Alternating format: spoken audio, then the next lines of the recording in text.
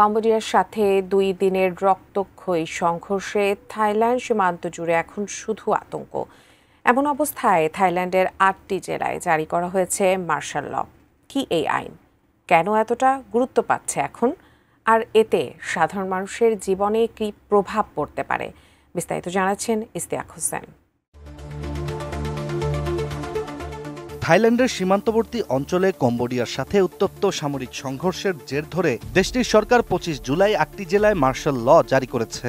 এই আইন কার্যকর হয়েছে থাইল্যান্ডের চান্থুবির প্রদেশের 7টি এবং ট্রাট প্রদেশের 1টি জেলায়। সেনাবাহিনীর পক্ষ থেকে জানানো হয়েছে জাতীয় সার্বভৌমত্ব, আঞ্চলিক অখণ্ডতা এবং সাধারণ জনগণের জানমালের নিরাপত্তা রক্ষার স্বার্থেই এই সিদ্ধান্ত নেওয়া হয়েছে। আল জাজিরার একটি প্রতিবেদন থেকে জানা যায় 24 জুলাই থাইল্যান্ডের সুরিন প্রদেশের কাছে প্রাচীন তামুয়েন থম মন্দিরের পাশেই এই সংঘর্ষ শুরু হয়, যা পরবর্তীতে দ্রুত ছড়িয়ে পড়ে বিভিন্ন সীমান্ত অঞ্চলে। উভয় পক্ষ থেকেই ছোট অস্ত্র, কামান ও রকেট হামলার পাশাপাশি থাইল্যান্ড এই সংঘাতে F-16 যুদ্ধবিমানের ব্যবহারও করেছে।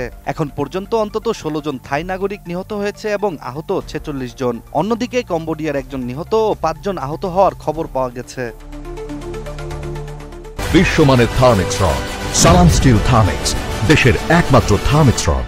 এই পরিস্থিতিতে থাইল্যান্ডের মার্শাল ল জারি নতুন মাত্রা যোগ করেছে এশিয়ার এই সংঘর্ষে। মার্শাল লয়ের আওতায় দেশটির সামরিক বাহিনী পুলিশের ভূমিকা পালন করতে পারবে। সেনা সদস্যরা গ্রেপ্তার, তল্লাশি, জনসমাবেশ নিয়ন্ত্রণ ও তথ্য প্রবাহ সীমিত করার অধিকারও পাবে। এছাড়া প্রয়োজনে সাধারণ আদালতের পরিবর্তে সামরিক আদালতে বিচার করা হতে পারে। এই আইনের অধীনে রাত্রিকালীন কারফিউ, গণমাধ্যমে সেন্সরশিপ ও যোগাযোগের উপর নিষেধাজ্ঞা জারি করাও সম্ভব হবে। থাই স্বাস্থ্য মন্ত্রণালয় জানিয়েছে সংঘর্ষে ক্ষতিগ্রস্ত 4টি সীমান্ত প্রদেশ থেকে 1,38,000-এর বেশি মানুষকে সরিয়ে নেওয়া হয়েছে। কম্বোডিয়ার সীমান্তবর্তী এলাকাগুলো থেকেও হাজার হাজার মানুষ পালিয়ে গেছেন। আর এই সংকটের জন্য উভয় দেশ একে অপরকেই দায়ী করছে।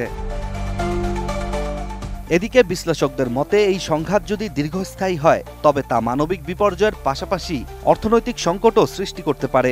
পর্যটন নির্ভর এই দুই দেশের জন্য এমন সংঘর্ষ বিপর্যয় ডেকে আনতে পারে আঞ্চলিক স্থিতিশীলতার ক্ষেত্রেও। আর মার্শাল ল পরিস্থিতি নিয়ন্ত্রণের একটি কঠোর পদক্ষেপ হলেও এটি নাগরিক অধিকার সীমিত করে তুলবে থাইল্যান্ডে। তবে থাই সরকারের দাবি এটি অস্থায়ী ব্যবস্থা, শুধুমাত্র সংকট মোকাবেলার জন্য। এখন আন্তর্জাতিক মহলের চাপ এবং কূটনৈতিক উদ্যোগের উপর নির্ভর করছে এই সংঘর্ষের ভবিষ্যৎ। Istiaq Hossain, ATN news.